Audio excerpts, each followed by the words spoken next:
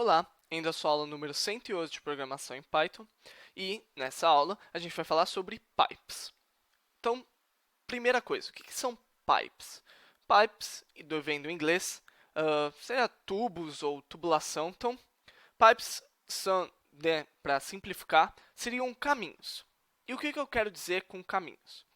Então, dentro da sua pasta, você vai encontrar, da pasta da aula 108, você vai encontrar o 108.py. De novo, uma sintaxe parecida com 110, com a aula 110, só que essa é um pouquinho diferente. Então, na aula 110, a gente viu que é possível mandar qual que vai ser a standard input e a standard output de um determinado arquivo, colocando aquela sintaxe especial. Por exemplo, se eu colocasse aqui, eu estou falando que a input do meu 108.py, input.txt, se eu estou colocando isso, eu estou dizendo que a output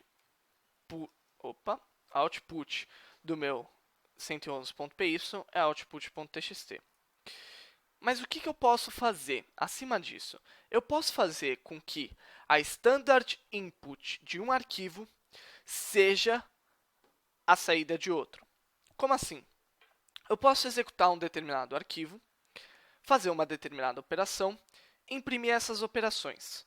Essas operações impressas não vão ser jogadas na standard output. Pelo contrário, elas vão ficar dentro de um buffer.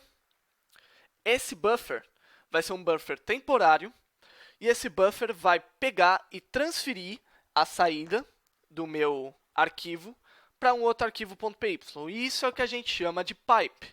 É o caminho entre a execução de um arquivo com a execução de outro. Então, eu literalmente linko dois arquivos. Então, para exemplificar isso, eu tenho dois arquivos .py na aula de hoje. O primeiro é o escreve.py, que o conteúdo é só print, socorro, socorro, estou sendo reprimido, e print número 42.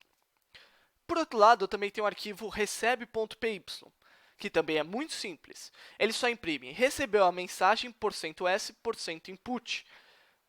E depois ele importa o módulo sys e ele coloca que a data é o sys.stdin.readline do começo ao fim e coloca, imprime, o sentido da vida é data int data vezes 2. Então, esses são os dois arquivos que eu tenho.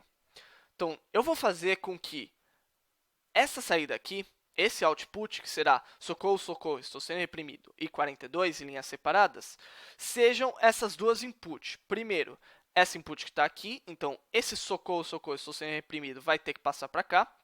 E esse data sys.standin é a mesma coisa que colocar um input. Então, as duas são equivalentes. E esse segundo aqui, esse data, vai receber o número 42, certo? Então, como que eu vou fazer isso?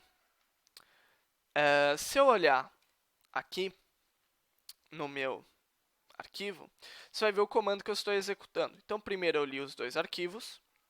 O terceiro comando que eu vou executar é python3 escreve.py. O que o python3 escreve.py vai fazer? Vai ver qual a saída de escreve.py.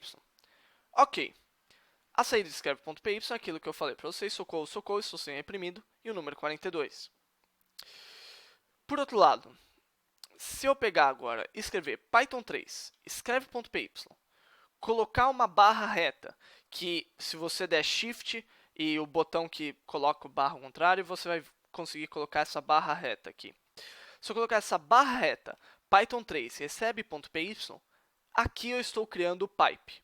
Então, eu estou dizendo que o standard input de escreve.py, o standard output de escreve.py é recebe.py. E o standard input de recebe.py é escreve.py.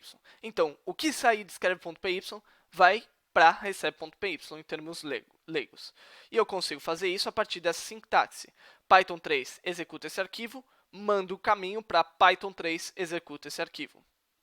Certo? Eu vou lá e dou Enter. E o que vai aparecer? Executa escreve.py e manda sua saída para um pipe para recebe.py.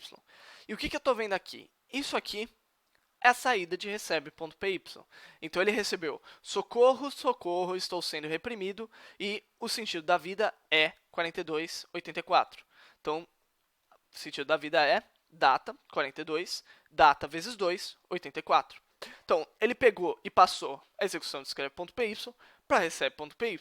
E isso é tão útil quanto usar o que a gente aprendeu na aula passada, porque você também está direcionando as saídas e entradas dos seus programas. Só que mais do que isso, você está linkando um programa no outro. Então, você pode linkar a execução de um programa com outro. Então, por exemplo, você tem um arquivo que lida com determinada data, aí você faz uma determinada operação com a data, aí você passa para o próximo arquivo essa data, faz outra operação, próximo arquivo faz outra operação, próximo arquivo faz outra operação.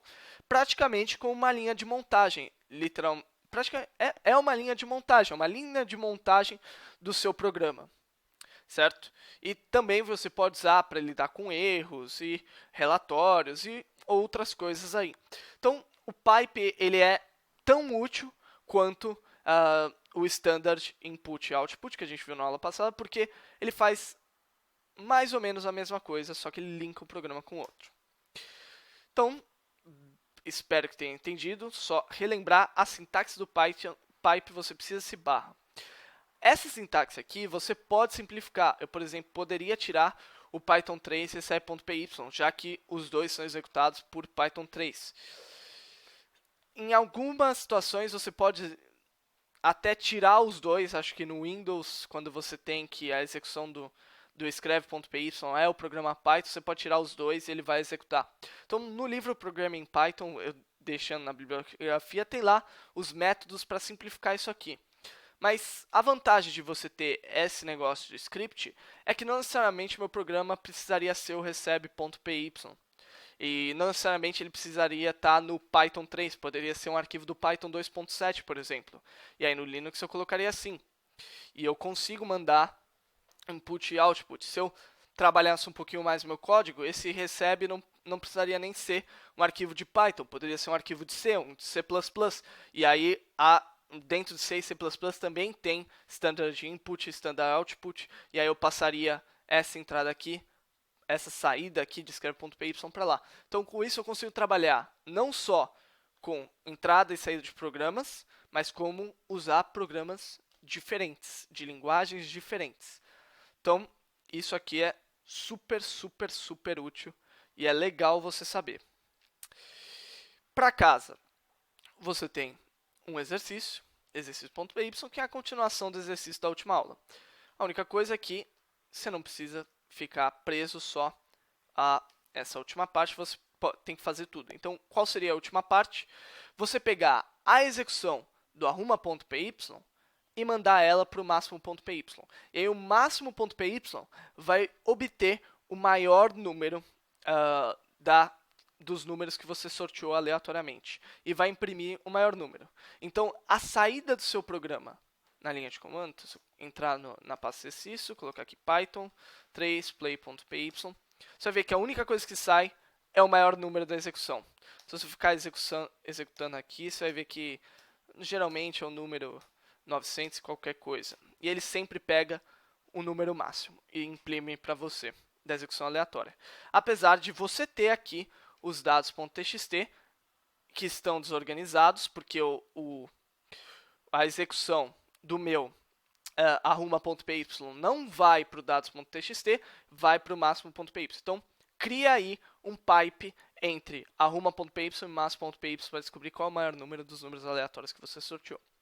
Então é isso, pessoal. Essa foi a aula de hoje. Espero vocês na próxima aula.